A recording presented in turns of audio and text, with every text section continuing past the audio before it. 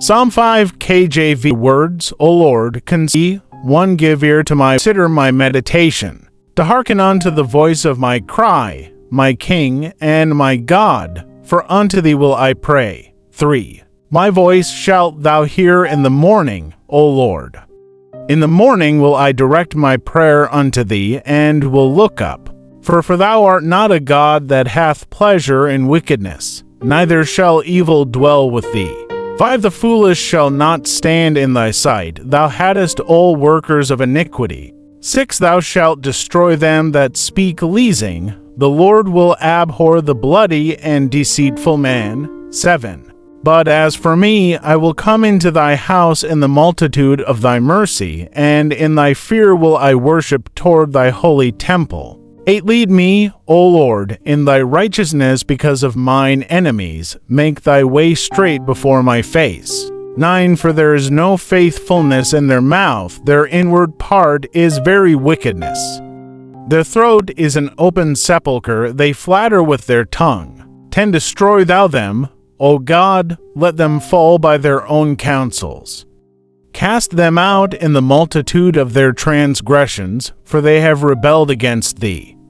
11. But let all those that put their trust in thee rejoice, let them ever shout for joy, because thou defendest them. Let them also that love thy name be joyful in thee. 12. For thou, Lord, wilt bless the righteous. With favor wilt thou compass him as with a shield. Explanation: Psalm 5 is a morning prayer of David, a cry for help and guidance as he faces enemies and wickedness around him. Here's a breakdown of its themes, verses 1 to 3.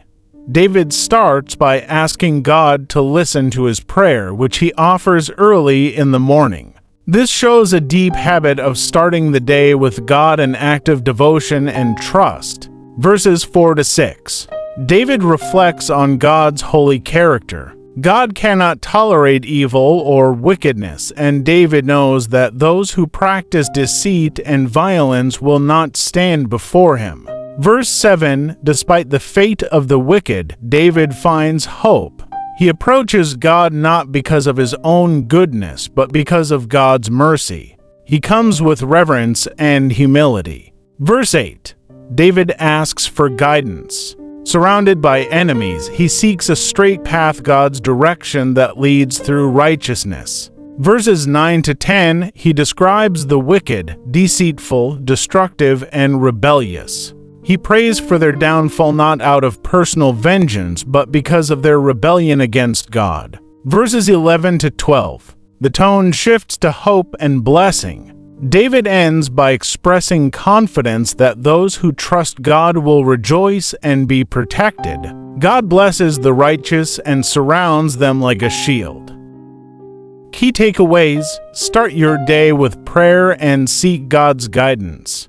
God is holy and opposes evil. He sees the heart and judges justly. We approach God through his mercy, not our merit. The faithful can trust in God's protection and rejoice in his care.